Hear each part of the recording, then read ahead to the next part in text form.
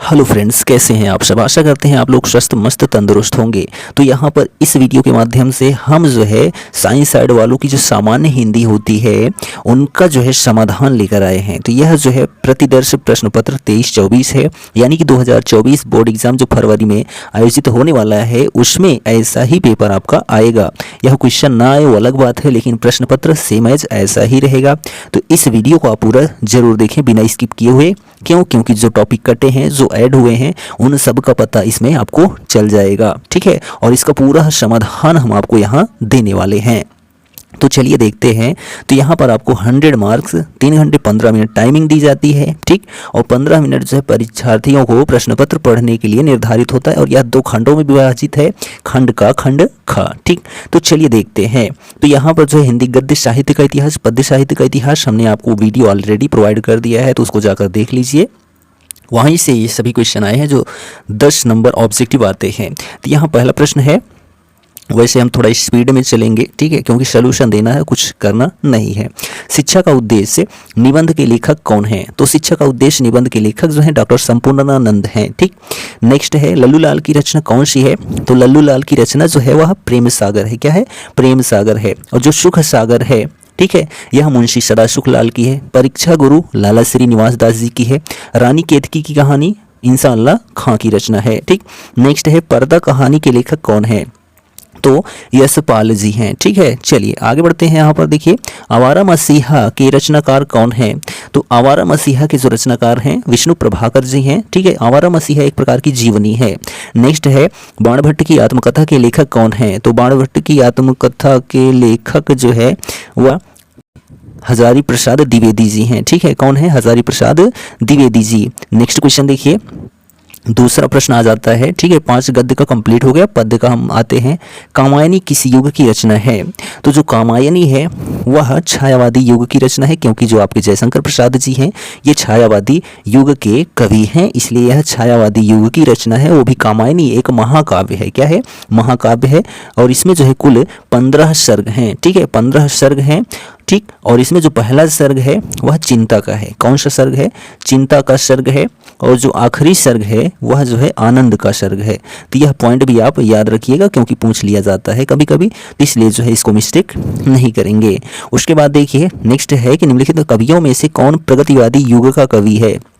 तो प्रगतिवादी युग का जो कवि है इनमें रामधारी सिंह दिनकर जी हैं, ठीक है। कौन है? रामधारी सिंह दिनकर जी प्रगतिवादी युग के कवि हैं। तुलसीदास जी जो हैं ये भक्ति काल के कवि हैं, वो भी राम भक्ति शाखा के कवि हैं, रामाश्रयी शाखा के, ठीक। और जो यहाँ पर नंददास जी हैं, ठीक है, 1-2 नंददास जी हैं यहाँ पर, इसलिए यहाँ पर दोनों हमको बताना पड़ेगा। तो जो नंददास जी हैं इनकी एक रचना है रूप मंजरी, और यह जो है सूफी काव्य धारा यानी कि जो है प्रेमाश्रयी शाखा के कवि हैं, ठीक। और जो एक नंददास जी हैं वह जो है उनकी रचना एक प्रमुख है रास पंचाध्यायी, जो कि कृष्ण काव्यधारा, ठीक है, कृष्णाश्रयी शाखा के कवि हैं। ये तो 2 नंददास जी हैं। और ये जो अग्रदास जी हैं ये जो हैं रामाश्रयी शाखा के कवि हैं, और इनकी जो प्रमुख रचना है ध्यान मंजरी और अष्टयाम है। तो ध्यान मंजरी अधिकतर पूछ ली जाती है, ठीक। चलिए नेक्स्ट क्वेश्चन है तार सप्तक का प्रकाशन वर्ष क्या है? तो तार सप्तक का प्रकाशन वर्ष जो है अंगेज जी के द्वारा 1943 में किया गया था, ठीक है। तार सप्तक का प्रकाशन 1943 माना जाता है, ठीक है, अंगेज जी के द्वारा। और जो कुल तार सप्तक संपन्न हुआ है वह जो है कुल 4 हुआ है। तो यह क्वेश्चन भी पूछ लिया जाता है कि कितने तार सप्तक हुए हैं? कुल तो 4 हुए हैं, ठीक है। कब कब हुए हैं? तो 1943 में हुए हैं, ठीक। और जो है 1951 में भी हुए हैं, और 1959 में भी हुए हैं, ठीक है, और 1979 में भी हुए हैं, ठीक है। तो ये सभी जो है वर्ष हैं जिनमें तार सप्तक का प्रकाशन हुआ, ठीक। चलिए नेक्स्ट क्वेश्चन देखिए क्या कहता है। द्विवेदी युग की रचना, ठीक है, नहीं है। तो द्विवेदी युग की जो रचना नहीं है वह कामायनी, ठीक है। कामायनी जो है वह छायावादी युग की रचना है, यानी कि शुक्ल युग की रचना है, ठीक। तो यहाँ जो ऑप्शन नंबर 4 है सही है। और यह जो साकेत है मैथिली शरण गुप्त की रचना है, द्विवेदी युग की है। भारत भारती मैथिली शरण गुप्त की है, यह भी द्विवेदी युग की रचना है। प्रिय प्रवास अयोध्या सिंह उपाध्याय हरिऔध की रचना है, यह भी द्विवेदी युग की ही रचना है। लेकिन जो कामायनी है यही जो है द्विवेदी युग की रचना नहीं है, ठीक है। चलिए नेक्स्ट है अष्टछाप के कवियों का संबंध है भक्ति काल की किस शाखा से? तो कृष्ण भक्ति शाखा से। ठीक है, कौन सी शाखा से? कृष्ण भक्ति शाखा से जो है संबंध है किनका? अष्टछाप के कवियों का। ठीक, राम भक्ति शाखा तो प्रमुख जो कवि हैं वह तुलसीदास जी हैं। ज्ञानाश्रयी शाखा के कबीरदास जी हैं। प्रेमाश्रयी शाखा के मलिक मोहम्मद जायसी जी हैं। और कृष्णाश्रयी शाखा के जो प्रमुख कवि हैं वह जो है सूरदास जी हैं। तो अष्टछाप कवि, तो इनके बारे में थोड़ा जान लेते हैं क्योंकि यहाँ से क्वेश्चन अधिकतर पुटअप होता है और आपके एग्जाम में आ भी सकता है। तो अष्टछाप कवि, ठीक है, अष्टछाप की स्थापना जो है कब की गई थी? तो 1564 ईस्वी में की गई थी। ठीक है, अष्टछाप की स्थापना कब की गई थी? 1564 ईस्वी में। और जो अष्टछाप कवि हैं वह टोटल 8 हैं। ठीक है, अष्ट यानी कि 8 कवि हैं और यह जो है 4 भागों में बटे हैं, यानी 4 अलग 4 अलग, 4 के गुरु अलग हैं, 4 के गुरु अलग हैं। तो वल्लभाचार्य के जो शिष्य हैं, ठीक है, वल्लभाचार्य में जो है सूरदास जी, कुंभनदास जी, परमानंद दास जी और कृष्णदास जी आते हैं। ये अष्टछाप के वल्लभाचार्य के शिष्य हैं। ठीक, और जो है ये जो 4 कवि हैं विठल नाथ जी के जो शिष्य बनेंगे वह जो है ये 4 कवि बनेंगे, जिनमें छीत स्वामी, गोविंद स्वामी, चतुर्भुज दास और नंददास आते हैं। ठीक है, तो यह जो है हमारा गद्य और पद्य साहित्य के जो 10 प्रश्न हैं वो कंप्लीट हो जाते हैं। तीसरा प्रश्न देखिए, 2 प्रश्न कंप्लीट हो जाते हैं, 5-5 नंबर, टोटल 10 नंबर के। अब आ जाता है यहाँ पर गद्यांश पर आधारित प्रश्नों के उत्तर दीजिए। 2 आता है गद्यांश, दोनों में से किसी एक को करना है और आपको 2-2 नंबर एक प्रश्न के मिलेंगे, टोटल 10 नंबर मिल जाएंगे यहाँ से। तो देखिए यहाँ पर कि धरती माता की कोख में जो अमूल्य निधियाँ भरी हैं, जिनके कारण वह वसुंधरा कहलाती है, उससे कौन परिचित न होना चाहेगा। तो यहाँ पर आप पूरा पढ़ेंगे तो आपको क्या मिलेगा? यदि आपने पढ़ा है तो यह जो है आपका राष्ट्र का स्वरूप पाठ से लिया गया है। किस पाठ से लिया गया है? तो राष्ट्र का स्वरूप पाठ का नाम है और लेखक का नाम जो है वासुदेव शरण अग्रवाल जी है। ठीक है, तो यह जो है आप इसको 2 नंबर यहाँ पर संदर्भ का मिल गया। चलिए, उसके बाद दूसरा प्रश्न है, धरती वसुंधरा क्यों कहलाती है? ठीक है, यहाँ पर दूसरा प्रश्न है कि धरती वसुंधरा क्यों कहलाती है? तो धरती को वसुंधरा इसीलिए कहा जाता है क्योंकि पृथ्वी के गर्भ में अमूल्य निधियों का भंडार है जो लाखों करोड़ों वर्षों से मौजूद है और इन निधियों को जो है पृथ्वी के गर्भ में पोषण प्राप्त होता है, यानी कि उनमें ही फलते फूलते हैं, इसीलिए जो है धरती को वसुंधरा कहा जाता है। ठीक, चलिए उसके बाद तीसरा प्रश्न देखिए, रेखांकित अंश की व्याख्या कीजिए। तो रेखांकित अंश की व्याख्या यहाँ पर करनी है, तो ध्यान दीजिए कहाँ तक करनी है? परिचित ना होना चाहेगा। तो यहाँ पर लेखक धरती माता यानी कि पृथ्वी के गर्भ में भरी पड़ी अमूल्य निधियों की चर्चा करते हुए कहता है कि इन निधियों के कारण ही पृथ्वी को वसुंधरा कहा जाता है। इन अमूल्य निधियों के बारे में सभी को पर्याप्त जानकारी होनी चाहिए। अनेक धातुएं इस धरती माता की कोख में लाखों करोड़ों वर्षों से मौजूद हैं। ठीक, चलिए उसके बाद देखिए नेक्स्ट है कि पृथ्वी की देह को किसने सजाया है? तो पृथ्वी की देह को किसने सजाया है? तो निरंतर बहने वाली नदियों ने जो है पृथ्वी की देह को जो है सजाया है। तो यहाँ पर जो है आपको आंसर जो मिलेगा, देखिए कि मिट्टियों से पृथ्वी की देह को सजाया गया है। ठीक है, पृथ्वी की पीस कर अगणित प्रकार की मिट्टियों से। ठीक, तो यहाँ पर आपका आंसर हो जाएगा। नेक्स्ट है कि भावी आर्थिक अभ्युदय हेतु हमें क्या करना चाहिए?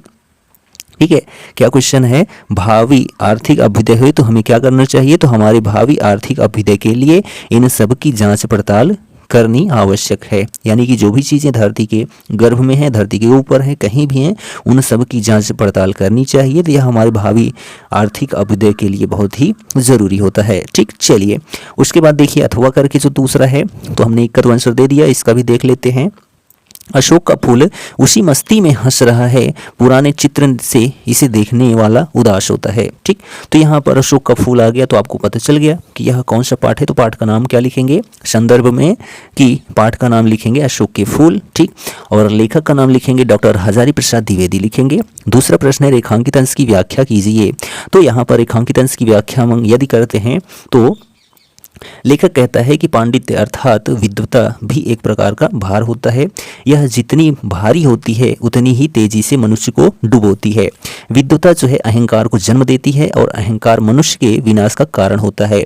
जो जितना बड़ा विद्वान होता है वह उतना ही बड़ा अहंकारी भी होता है। उदाहरण के रूप में यदि हम सामने लेते हैं तो रावण। ठीक है, तो यह इसकी व्याख्या हो गई। उसके बाद देखिए लेखक क्यों कहता है कि उदास होना बेकार है।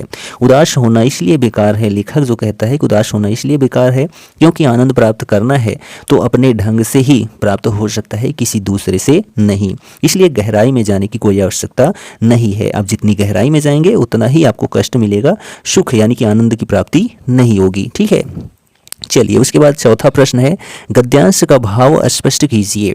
तो गद्यांश का भाव जो है इनमें विद्युता को ठीक है, विद्युता को सहज और जीवन का अंग होना चाहिए, ठीक, जिससे वह व्यक्ति को उत्थान की ओर प्रेरित करेगी।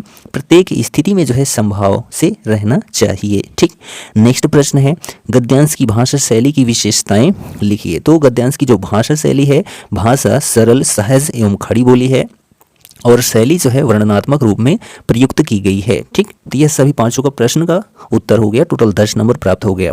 आगे बढ़ते हैं, यहाँ पर चौथा प्रश्न आ जाता है पद्यांश से। ठीक है, 2 पद्यांश रहेंगे, वो भी 5-5 उनके प्रश्न रहेंगे, 2-2 नंबर, टोटल 10 नंबर यहाँ भी आपको मिला है। ठीक है, तो यदि आपने अच्छे से पढ़ाई की होगी तो आपको यहाँ भी 10 नंबर मिल जाएगा, कोई दिक्कत नहीं है।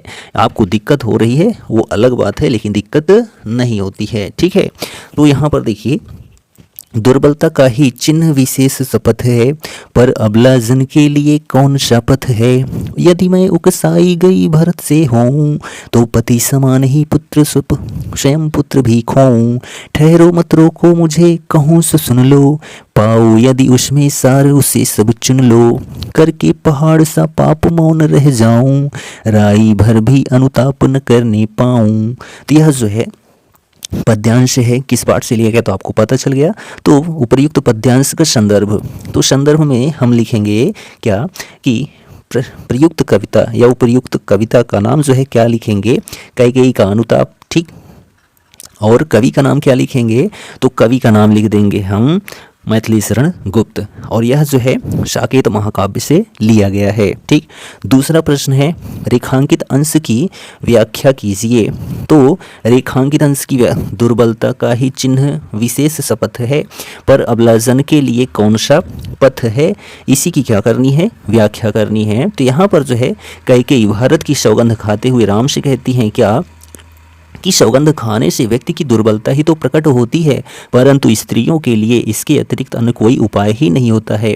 वह राम को संबोधित करते हुए कहती है कि हे राम, यहाँ पर जो है राम को संबोधित करते हुए कैकेयी कहती है कि हे राम, मुझे तुम्हारे वनवास के लिए भारत ने नहीं उकसाया था। यदि यह सच नहीं तो मैं पति के समान ही अपने पुत्र को भी खो दूं। ठीक है, तो यह जो है इसकी व्याख्या हो जाती है। उसके बाद देखिए तीसरा प्रश्न है करके पहाड़ सा पाप मौन रह जाऊं, राई भर भी अनुताप न करने पाऊं। यहाँ पर जो है कौन सा अलंकार है, तो यहाँ पर पहाड़ सा, ठीक है, सासी से सरस सम सदृश, ये वाचक शब्द जहाँ भी आ जाएं वहाँ पर आपका उपमा अलंकार होता है, इतना आप दिमाग में अपने रखिएगा। तो इसलिए यहाँ पर उपमा अलंकार का प्रयोग हुआ है। ठीक, नेक्स्ट क्वेश्चन है पद्यांश का भाव स्पष्ट कीजिए। ठीक है, क्या बताना है, पद्यांश का भाव स्पष्ट करना है।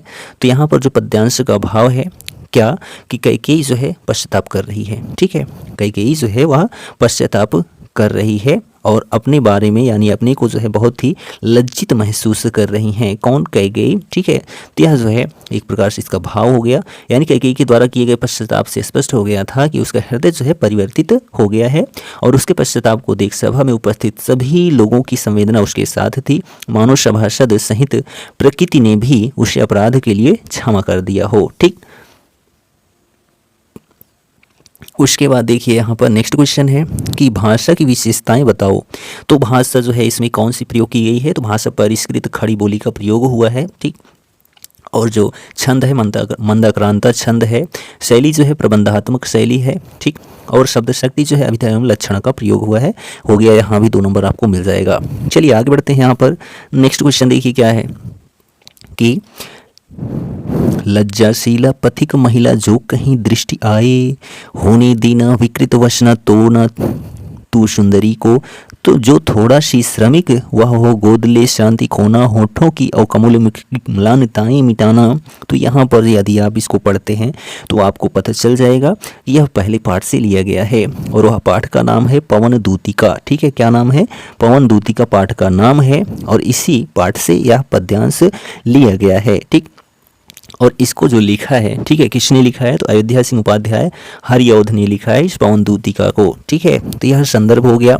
उसके बाद दूसरा प्रश्न है रेखांकित अंश की व्याख्या कीजिए। जो थोड़ी सी श्रमिक वह हो गोद ले श्रांति खोना होठों की और कमल मुख की म्लानताएं मिटाना।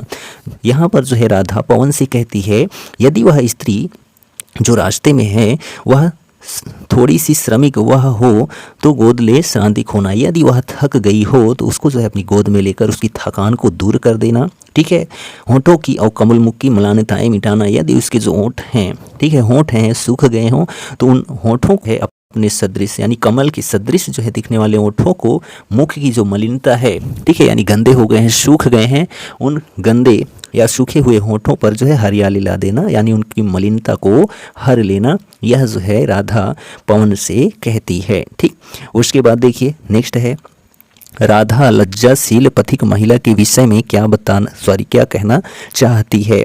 तो जो है राधा लज्जाशील पथिक महिला के बारे में यही कहना चाहती है यदि वह, ठीक है, महिला लज्जाशील है, उस मार्ग में जा रही है तो उसके मार्ग में लज्जाशील महिला जो मिले उसके वस्त्रों को ना उड़ाए। यदि वह उससे थोड़ी थकी हुई लग रही हो तो उसको अपनी गोद में लेकर उसकी थकान को दूर कर दे और उसके मुख जो है सूख गए हों, मलिनता आ गई हो तो उन सारी मलिनताओं को दूर कर दे। ठीक, उसके बाद देखिए क्वेश्चन है होठों की और कमल मुख में अलंकार कौन सा है। ठीक है, तो यहाँ पर जो अलंकार है वह, ठीक है, रूपक अलंकार है। ठीक है, कौन सा अलंकार है? कमल मुख, कमल के समान मुख। तो यहाँ पर जो है कमल और मुख में भेद रहित आरोप है, इसलिए यहाँ पर रूपक अलंकार का प्रयोग हुआ है। नेक्स्ट है जलद और कृषक ललना का अर्थ क्या होगा। तो जलद, ठीक है, जल को देने वाला अर्थात बादल हो गया, और कृषक ललना यानी कि किसान की स्त्री। ठीक है, किसान की स्त्री जो होती है उसको कृषक ललना बोलेंगे। तो यह जो है आपका, ठीक है, कंप्लीट हो जाता है 10 नंबर। आगे बढ़ते हैं, यहाँ पर देखिए जो आपका प्रश्न है इसको तो आप कर ही लेंगे। ठीक है, आपको यहाँ पर 3+2 = 5 नंबर। हजारी प्रसाद द्विवेदी, वासुदेव शरण अग्रवाल, ये दोनों लेखक को ही आप याद कर लेते हैं, आपका यहाँ 5 नंबर कन्फर्म है। उसके बाद है कवियों का साहित्यिक परिचय, उन कृतियों पर प्रकाश डालिए। तो यहाँ पर देखिए मैथिली शरण गुप्त, सुमित्रा नंदन पंत, रामधारी सिंह दिनकर, इन तीनों को आप याद कर लेते हैं तो शायद है आपका पूरा कंफर्म है, नहीं तो एक और आपको इसमें याद करना पड़ेगा, थोड़ा ज़्यादा है। ठीक है, उसके बाद है यहाँ पर देखिए बहादुर पंचलाइट, कहानी के उद्देश्य पर प्रकाश डालना है। ध्रुव यात्रा कहानी की कथा वस्तु लिखनी है, तो आप इसको कंप्लीट कर लीजिएगा यदि कंप्लीट ना हो तो। ठीक, यदि कमेंट करोगे तो हम इसका समाधान देने का प्रयत्न करेंगे। ठीक है, नेक्स्ट वीडियो के अंतर्गत यहाँ पर खंड काव्य आ जाता है। तो यहाँ पर जो खंड काव्य है हम यहाँ पर बात करेंगे सत्य की जीत। तो यहाँ पर द्रौपदी का चरित्र चित्रण बहुत बार पूछा जाता है, तो इसलिए इसको आप याद कर लीजिए। और खंड काव्य की कथा वस्तु जो है हरदम आता है। ठीक, चलिए उसके बाद हम आ जाते हैं खंड खा में। तो खंड खा जो है वह आपके सेशन का बहुत ही महत्वपूर्ण खंड माना जाता है, खंड खा। ठीक है, क्योंकि पहले तो अलग अलग आता था, अब तो एक में ही आने लगा है। तो यहाँ पर देखिए कि 7-7 14 नंबर मिलने वाला है। ठीक, 7 गद्यांश में और 7 श्लोक में। तो यहाँ देखिए महामना विद्वान वक्ता, तो जब इसको आप पढ़ोगे तो आपने पढ़ा होगा तो आपको तुरंत आ जाएगा दिमाग में कि यह महामना मालवीय पाठ से लिया गया है। यदि हम इसको संदर्भ में लिखते हैं तो प्रस्तुत गद्यांश हमारी पाठ्य पुस्तक संस्कृत के महामना मालवीय पाठ से लिया गया है। ठीक है, हो गया संदर्भ। अब हम यहाँ पर जो है प्रसंग लिखते हैं तो ठीक है, नहीं लिखते हैं तब भी ठीक है, हम इसकी अनुवाद करते हैं, हिंदी अनुवाद। ठीक, महामना विद्वान वक्ता, धार्मिक नेता, पटु, पत्रकाराश्चासीत। ठीक है, पत्रकार च आशीत। ठीक, तो यहाँ पर जो है महामना विद्वान वक्ता थे, धार्मिक नेता थे एवं कुशल पत्रकार थे। ठीक, परमस्य। ठीक है, लेकिन सर्वोच्च गुण जनसेवयो आशीत, लेकिन जो है जनसेवा ही इनका सर्वोच्च गुण था। यत्र, ठीक है, यहीं पर कुत्रापि अयम जनाम दुखितान पीड्य मनांश पश्यत तत्रैव सः शीघ्रमेव उपस्थिता सर्वविधिम सहायश्च अकरोत्। जो है ये जहाँ कहीं भी लोगों को दुखी और पीड़ित देखते, ठीक है, दुखी और पीड़ित देखते तत्रैव, और वहाँ पर जो है वह शीघ्र ही उपस्थित होकर यानी पहुंचकर सर्व विधि, ठीक है, सभी प्रकार की विधियों का प्रयोग करके सहायश्च अकरोत, ठीक है, उनकी सहायता करते थे। ठीक है, क्या करते थे, जहाँ कहीं भी लोगों को दुखी और पीड़ित देखते वहाँ शीघ्र उपस्थित होकर सब प्रकार की सहायता करते थे। ठीक, प्राणी सेव अश्य स्वभाव एवाशीत, ठीक है, प्राणी सेवा ही इनका सर्वोच्च स्वभाव था। किनका, महामना मालवीय का। ठीक है, प्राणियों की सेवा ही इनका स्वभाव था। किनका, महामना मालवीय का। ठीक, क्या इसका अनुवाद हो गया। चलिए 7 नंबर मिल गया। अथवा करके दूसरा है हंस राजा तदैव परिमध्य, ठीक है, परिसमध्य आत्मनः भागिनी पाप हंस पोतकाय दुहित रक्ष मत, ठीक है, दुहित रमच्छद। ठीक है, तो यहाँ पर जो है यह किस पाठ से लिया गया है, तो यदि आपने पढ़ा होगा तो आपको मिलेगा जातक कथा। ठीक है, क्या मिलेगा, जातक कथा मिलेगा, उसी में जो है यह आपको दिया गया है। ठीक है, और जातक कथा में 2 पार्ट हैं, एक है उलूक जातकम और दूसरा है नृत्य जातकम। तो यह जो है नृत्य जातकम से लिया गया है। ठीक है, यदि इसकी हम जो है संदर्भ की बात करते हैं तो प्रस्तुत गद्यांश हमारी पाठ्य पुस्तक संस्कृत दिग्दर्शिका के जातक कथा पाठ के नृत्य जातकम खंड से लिया गया है। ठीक, इसकी हम अनुवाद की बात करते हैं तो हंस राजा तदैव परिसमध्य आत्मनः भागिने पाप हंस पोतकाय दुहित रमच्छद। ठीक है, तो यहाँ पर जो है उसी सभा के मध्य हंसराज ने अपनी पुत्री अपने भांजे हंसपोत को दे दी। मयूरो हंसपोतिका प्राप्य लज्जितः, मयूर जो है हंसपोतिका न प्राप्य लज्जितः, हंसपोतिका को जो है न पाकर, हंस की पुत्री को न पाकर जो है वह लज्जित हो जाता है। ठीक है, तस्मात् स्थानात् पलायितः, तब जो है उसके बाद वह स्थान को छोड़कर चला जाता है, यानी कि वहाँ से भाग जाता है। कौन, मयूर यानी कि मोर। हंस राजो अपि हृष्टमानसः स्वगृहम् अगच्छत्, हंसराज भी प्रसन्न मन से अपने घर की ओर चले जाते हैं। ठीक, तो यह जो है इसका अनुवाद हो गया। उसके बाद देखिए नेक्स्ट है खा, यह भी 7 नंबर 2 संदर्भ का 5 अनुवाद का। तो देखिए यहाँ पर ना में रोचते भद्रम वह उलूकस्याभिषेचनम अक्रुद्धस्य मुखम पश्य कथम क्रुद्धो भविष्यति ही। ठीक है, तो यहाँ पर जो है इसके हम जो है संदर्भ की बात करते हैं तो प्रस्तुत गद्यांश हमारी पाठ्य पुस्तक संस्कृत के जातक कथा पाठ के उलूक जातकम पाठ से लिया गया है। ठीक है, अनुवाद की बात करते हैं तो आप सभी के द्वारा, ठीक है, यहाँ पर आप सभी के द्वारा इस उल्लू को राजा बनाना मुझे अच्छा नहीं लगता है। इस समय इसका मुख जो है क्रोधहीन है, तभी जो है यह इतना विकृत दिखाई दे रहा है, तो क्रोध आने पर जो है कैसा दिखाई देगा। ठीक है, इसका अनुवाद हो गया। नेक्स्ट है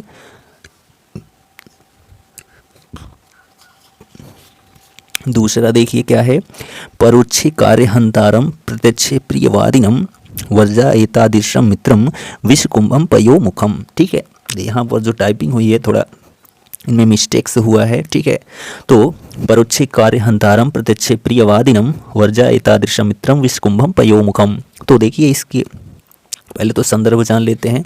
आपको पता है एक है सुभाषित रत्नानी जिसमें 15 श्लोक है, उनमें से दोनों कभी कभी आ जाता है, कभी कभी एक ही आता है। ठीक, इसके हम संदर्भ की बात करते हैं तो प्रस्तुत श्लोक हमारी पाठ्यपुस्तक संस्कृत के सुभाषित रत्नानी नामक पाठ से लिया गया है। ठीक, देखिए यहाँ पर क्या हम इसकी व्याख्या करने वाले हैं। परोक्षे कार्य हंतारम, ठीक है, परोक्षे यानी कि पीठ पीछे, ठीक है, पीठ पीछे कार्य को हंतारम नष्ट करने वाला, प्रत्यक्षे प्रियवादिनम और सामने मीठा बोलने वाला, वर्जा एतादृशम मित्रम त्याग देना चाहिए, मित्रम ऐसे मित्र को, विषकुंभम पयो मुखम।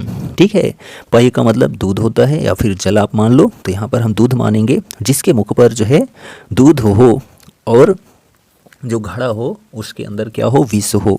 जैसे मुख पर दूध लगा हो और घड़े के अंदर जो है विष भरा हो, वैसे ही घड़े को छोड़ देते हैं। वैसे ही जो है आपको क्या करना चाहिए, वर्जा एतादृशम मित्रम, ऐसे मित्र का भी त्याग कर देना चाहिए जो पीठ पीछे आपके कार्य को नष्ट करे, भला बुरा कहे और सामने जो है प्रिय बोले, ऐसे मित्र का त्याग कर देना चाहिए।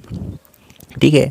तो पीठ पीछे कार्य को नष्ट करने वाले और सामने प्रिय बोलने वाले मित्र का उसी प्रकार त्याग कर देना चाहिए जिस प्रकार मुख पर दूध लगा है, ठीक है, और विष से घड़े को जो है छोड़ दिया जाता है। चलिए उसके बाद देखिए यहाँ पर व्याकरण का पार्ट आ जाता है। तो देखिए किसी एक का अर्थ लिखकर वाक्य में प्रयोग करना है। 2 नंबर मिलेगा तलवार की धार पर चलना।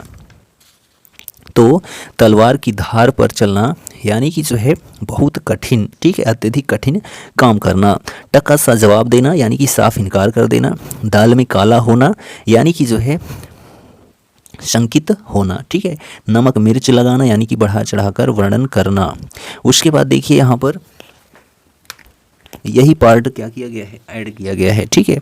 यही पार्ट ऐड किया गया है आपका संधि जो था, ठीक, 3 नंबर का, और जो है शब्द रूप था यानी विभक्ति थी 2 नंबर की, टोटल 5 नंबर वहाँ से उड़ा दिया गया है। उसी के स्थान पर यहाँ पर ऐड किया गया है गद्यांश या पद्यांश। तो यहाँ पर दोनों गद्यांश ही दे दिया गया है। वहाँ पर जो है वस्तुनिष्ठ प्रश्न दिया गया था जो सिलेबस था, ठीक है, लेकिन यहाँ पर जो है क्वेश्चन दे दिया है। कोई दिक्कत नहीं है, आपको एडजस्ट करना ही पड़ेगा। तो देखिए यहाँ पर अपठित गद्यांश है, तो ये आपको किसी किताब में नहीं मिलेगा, कोई भी उठा के दे सकता है। आपको इसको पढ़ना है और आपको उसका उत्तर देना है। तो यहाँ देखिए प्रश्न क्या कहता है, लेखक के अनुसार इच्छा लोभ आदि का क्या परिणाम होता है। तो आपको पता ही है लोभ इच्छा का जो है, लोभ यानी कि लालच जो होती है उसका परिणाम क्या होता है। तो यहाँ पर देखिए लेखक के अनुसार इच्छा लोभ आदि का क्या परिणाम होता है। तो यहाँ पर प्रश्न पढ़ा जाएगा तो इसका उत्तर देखेंगे। इच्छा संतोष लोभ आदि के कारण मनुष्य आगे बढ़ने को प्रेरित होता है तथा समृद्धि प्राप्त करता है, ठीक है।